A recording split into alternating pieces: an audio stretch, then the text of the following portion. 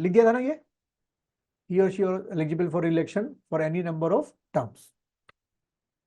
अच्छा, फिर देखिए आगे क्या लिखा हुआ है, the president removed from office by a process. इसको लिखो आप लोग पूरा, जितना मैं बोल रहा हूं आप लोगों से, the president removed from office by a process of impeachment. इसको अंडरलाइन कर देना, by a process of impeachment, by a process of impeachment.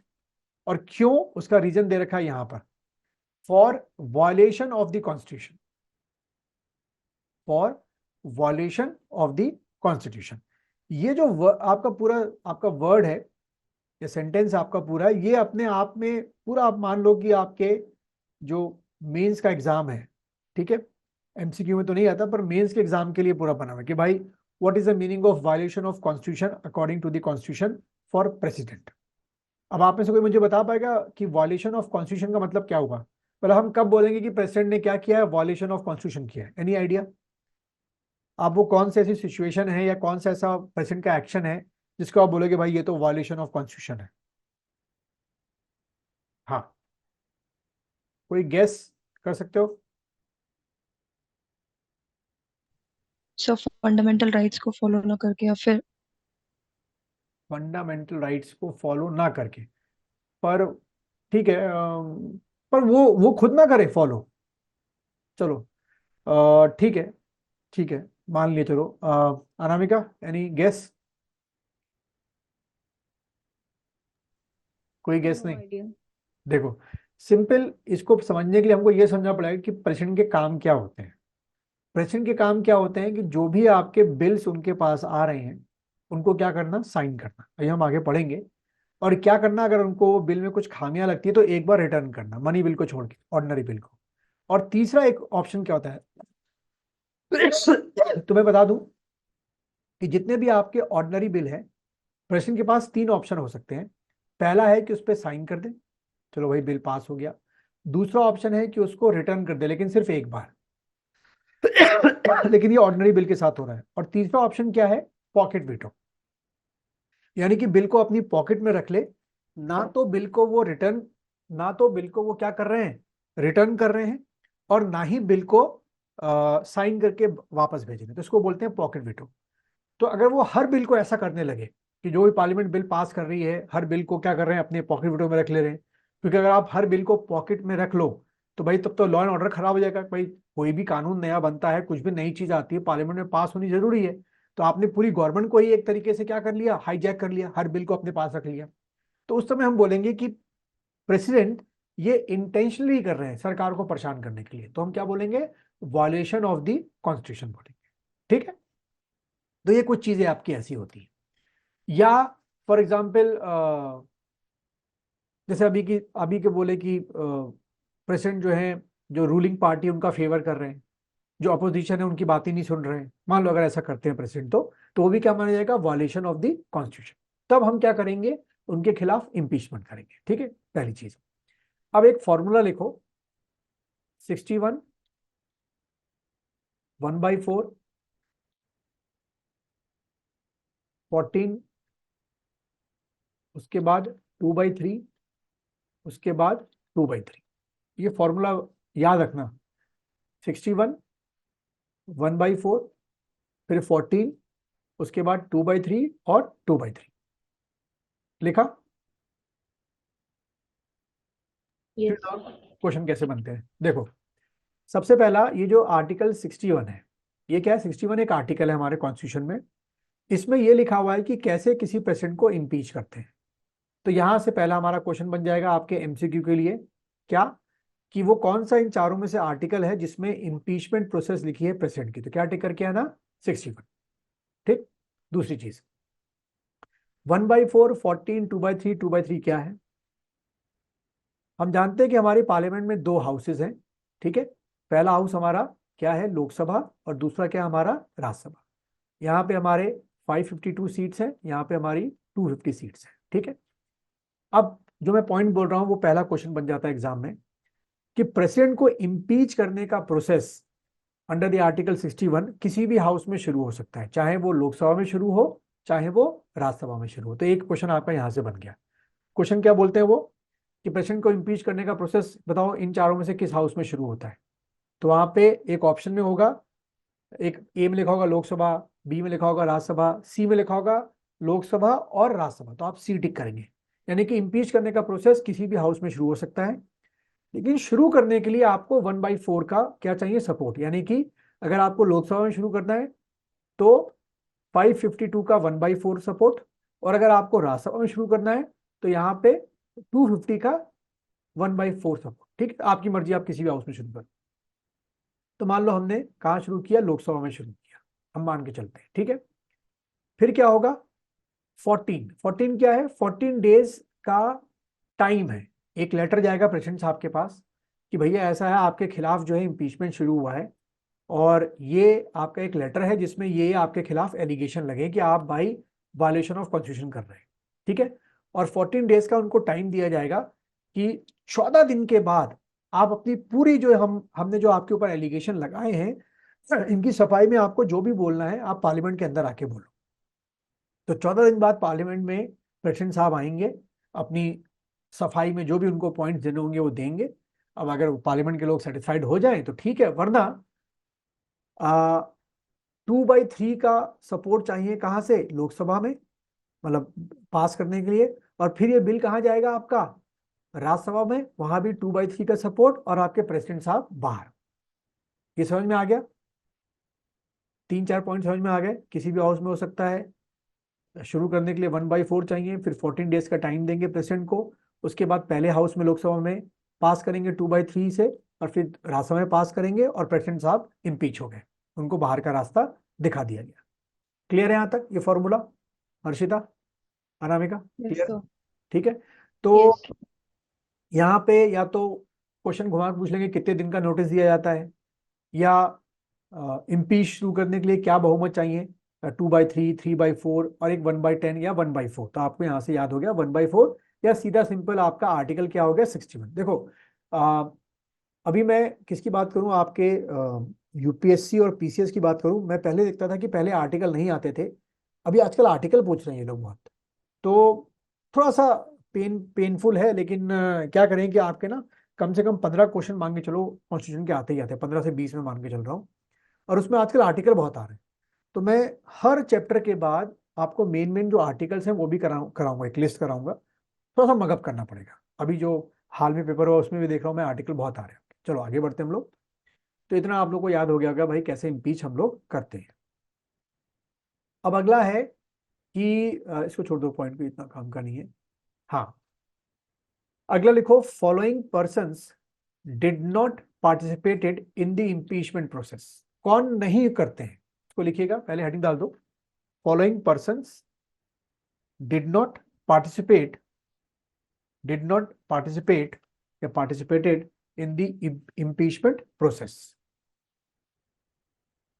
अब यहां से शुरू करने से पहले अगर आपको याद हो, किसका कंपोजिशन, इलेक्टोरल कॉलेज का, किसी को याद है दोनों में से, वो 4 लोग कौन थे जो इलेक्टोरल कॉलेज में थे, जो प्रेसिडेंट का इलेक्शन करते हैं, किसी को याद है या रिवाइज नहीं किया? सर लोकसभा और राज्यसभा के मेंबर्स। कौन से मेंबर, क्या वर्ड यूज किया था मैंने, इलेक्टेड, इलेक्टेड। है ना, ये सर भूलना इलेक्टेड मेंबर। नहीं। दूसरे कौन थे? सर लेजिस्लेटिव असेंबली स्टेट की। ठीक है, यानी कि किसकी बात कर रहे हैं हम लोग, एमएलए की बात कर रहे हैं, 28 स्टेट्स की। फिर सर यूटीज, दिल्ली और जम्मू कश्मीर एंड पुडुचेरी। हाँ, दिल्ली, पौंडीचेरी और उसके आपके थे। ठीक है, अच्छा वो आर एस इसमें होंगे। ठीक, तो ये आपके क्या करते हैं, इसमें पार्टिसिपेट करते हैं। अब हम लोग यहाँ ये डिस्कस कर रहे हैं कि कौन नहीं करते हैं। तो यहाँ पे लिख दो, नॉमिनेटेड मेंबर्स, फर्स्ट पॉइंट बना के, नॉमिनेटेड मेंबर्स, नॉमिनेटेड मेंबर्स। अब यहाँ ट्रिकी चीज है जो बता रहा हूं मैं, nominated members participated in the impeachment process. पहले लिख लो फिर समझाता हूं मैं, nominated members participated in the impeachment process. अब देखो, मैंने आपको बताया था कि इलेक्टोरल कॉलेज में आपका क्या होता है, लोकसभा के सारे इलेक्टेड मेंबर्स होते हैं। और हमने डिस्कस किया था कि लोकसभा की जो स्ट्रेंथ है वो 550 प्लस 2 है। और मैंने बताया था ये प्लस 2 जो होते हैं वो कौन होते हैं, एंग्लो इंडियंस होते हैं। अब तो ये कॉन्सेप्ट खत्म हो गया। लेकिन इम्पीचमेंट में ये जो नॉमिनेटेड मेंबर्स हैं एंग्लो इंडियंस, ये पार्टिसिपेट करते हैं। ठीक है, एक चीज तो ये लिख दिया होगा आपने, तो nominated members participated in the impeachment process. ठीक है, तो एक तो ये तो करते हैं। ठीक, दूसरा, राज्यसभा में आपको याद हो मैंने बताया था 238। ठीक है, ये इलेक्शन में पार्टिसिपेट करते हैं। ये लोग कौन होते हैं, आपके इलेक्टेड। और कौन से इलेक्शन में पार्टिसिपेट नहीं करते हैं, 12 नॉमिनेटेड। ये प्रेसिडेंट साहब नॉमिनेट करते हैं राज्यसभा में।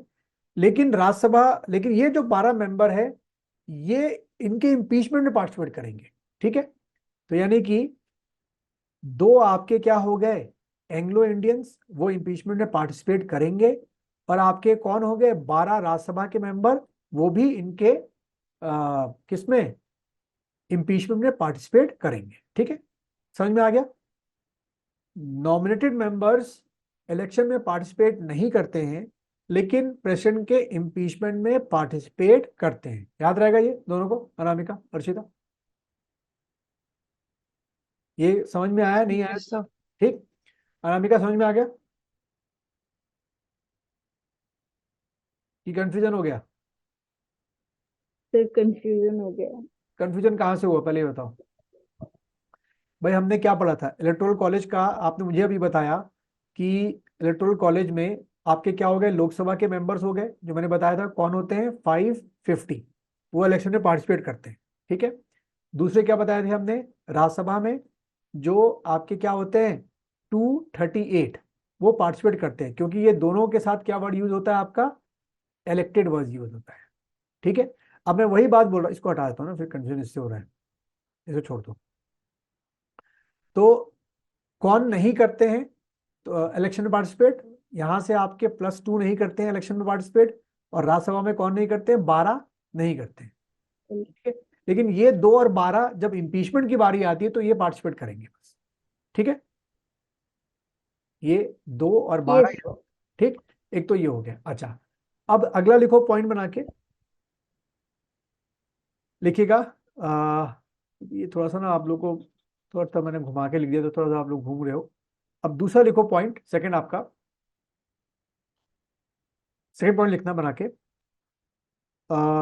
members of legislative council, members of legislative council did not participate, members of legislative council did not participate in the impeachment process, did not participate in the impeachment process.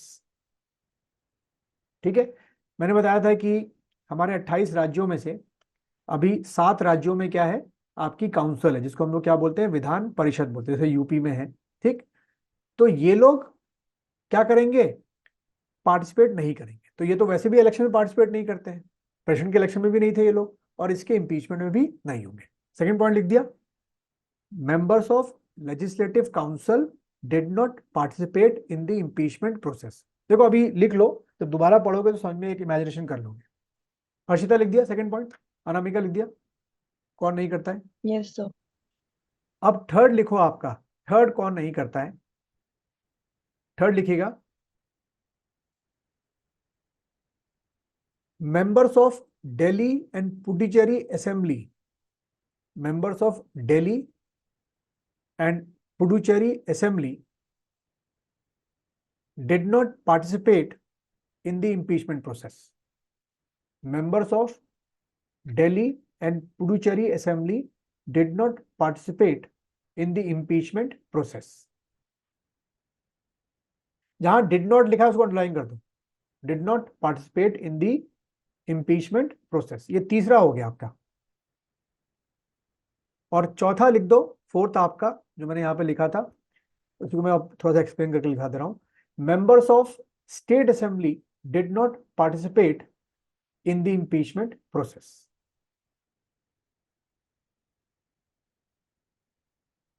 Did not participate in the impeachment process. अब मुझे हर्षिता शुरू से बताना, चारों point बताना, पहला वाला क्या लिखा है मैंने, फर्स्ट क्या लिखाया था? So, जो nominated members participated in the impeachment process are the 2 Anglo-Indians and 12 nominated members of Rajasthan. ये पार्टिसिपेट करते फिर हैं, करते हैं ना, हाँ करते हैं। और बाकी 3 कौन नहीं करते? डिड नॉट कौन से 3 है? Members of Legislative Council, members of Delhi and Puducherry Assembly, हाँ, and members of State Assembly.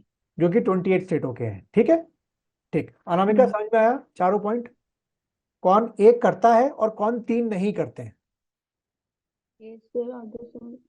नहीं आया कोई बात नहीं, आज को पढ़ना, जब दोबारा एक बार रिवाइज करोगे तो थोड़ा अच्छी तरीके से समझ में आएगा। ठीक है, चलो हम कल फिर, अब सबसे पहले कल हम लोग अपना उत्तराखंड उठाएंगे, जहां से हमने छोड़ा था उत्तराखंड, उसी को एक बार मुझे ना अनामिका वो नोट्स ना आखिरी पॉइंट जो 4 पॉइंट है वो जरा भेज देना, कि मैं वहीं से स्लाइड जो है शुरू कर सकूं। ठीक है, सर एक बार आर्टिकल 11 बता दो। आर्टिकल 11 तो मैंने बताया नहीं, मैंने सीधा वो बताया था। आर्टिकल 11 में क्या लिखा हुआ था? सर आर्टिकल 11 में आपने पार्लियामेंट, सॉरी सिटीजनशिप वाला था ना सर वो? हाँ, उसमें ये लिखाया था ना कि parliament has a exclusive right to amend the citizenship act, ये लिखाया था। Yes sir. हाँ, तो 11 ये कहता है ना कि भाई जो सिटीजनशिप है, जो government of India act, citizenship act है 1955, उसमें कोई भी अगर चेंजेस करते हैं तो सिर्फ और सिर्फ कौन कर सकता है? आपका पार्लियामेंट कर सकती है। जैसे कि अभी आपका क्या किया, वो अभी क्या हमने जोड़ा है भाई? एनआरसी नहीं, उससे पहले क्या जोड़ा हमने, बताओ, जिसके पीछे बड़ा बवाल हुआ? सीएए जोड़ा ना, सिटीजन अर्नमेंट एक्ट, कि भाई जो भी आपके हमारे पड़ोसी मुल्क में रहने वाले माइनॉरिटी के लोग हैं, जैसे कि हिंदू हो गए, बौद्धिस्ट हो गए, जैन हो गए, सिख हो गए, अगर